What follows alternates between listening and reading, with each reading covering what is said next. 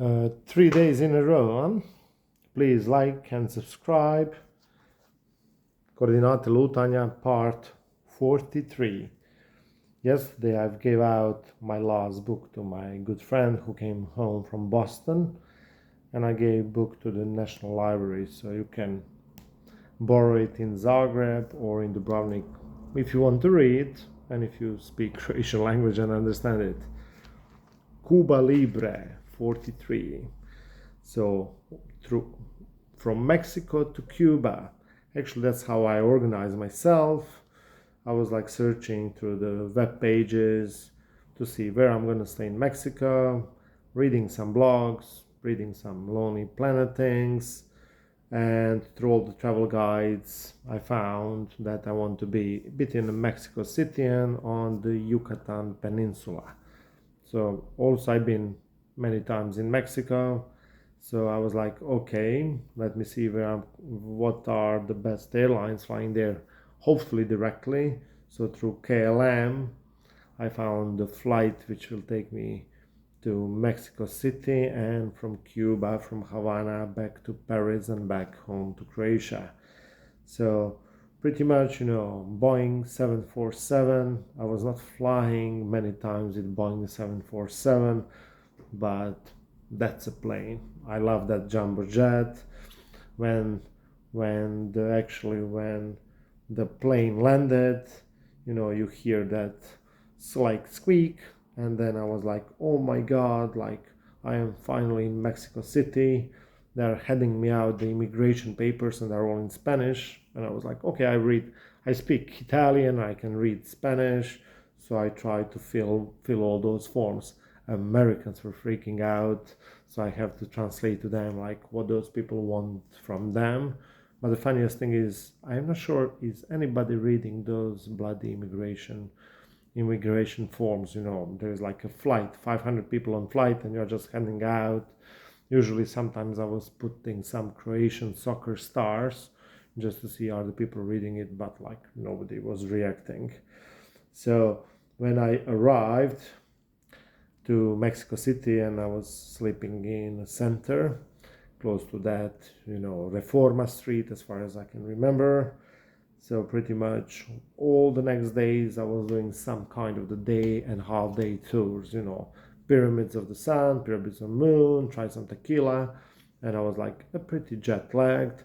So, and sometimes, Mayas, Aztecas, everything, Russians, cartels, all kind of the stuff, I was asking tour guide, not telling him that I'm also a tour guide in my own country. And after a couple of days of Mexico, and a couple of days in Mexico City, I said like, yeah, I'm gonna fly to Cancun, where everybody speaks American English, nobody speaks Spanish. Like Miami, everybody speaks Spanish, nobody speaks American English. And I just wanted to check, is there a better party, how they say, than Las Vegas?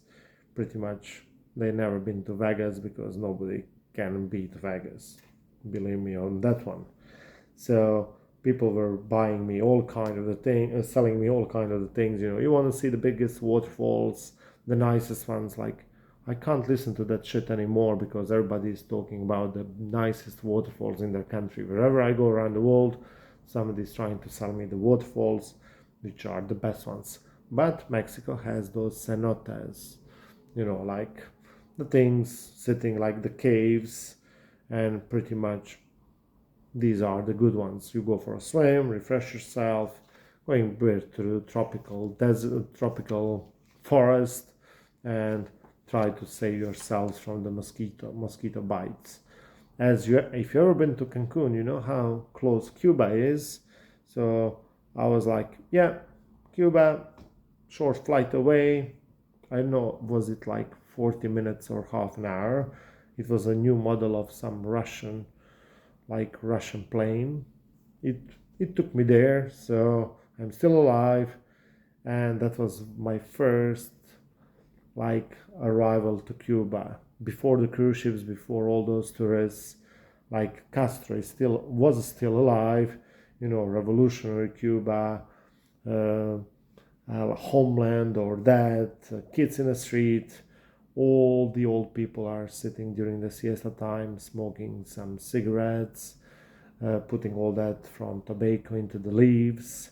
Facades which are almost completely gone, but you can hear the music in every corner, like the real Cuba. I couldn't believe that I saw Cuba before the modern times. I didn't return in the last probably 10-12 years to Cuba. Probably many things have changed. Hopefully they don't have Starbucks and all that kind of stuff. I was enjoying an American Cadillac from like 50s, 60s, 70s, going around, and then I received the message. And internet at that time was pretty bad, actually, pretty much not much internet at all. And Ivo and Serjan were texting me like, "Are you arriving to our like resort?" Because they bought some resort, like vacation in a resort for like 10 days. So I was trying to find them using the local buses, and pretty much I just met them in front of the hotel. And then we continued, with mojitos and Cuba Libre cocktails at the turquoise beaches of Varadero. So hopefully I pronounce it all right. So then we are like sending the pictures to our friends in Croatia. In Croatia was like that cold wave arriving, the polar vortex. So they've been all like, "Oh my God, we are freezing here," and you are showing us the picture from the beautiful Cuba. And we started to post all that on social media just to piss off our friends. Ivo took the Kindle out as gloves to read the books, and he was just, relaxing, while Serjan and myself, we've been sailing, walking around, whatsoever. So, hasta la victoria siempre, graffiti, very symbolic about the Cuba. That was the last thing I saw on Cuba before I left. So, hasta la victoria siempre. See you next time, probably tomorrow. It will be 4th time in a row.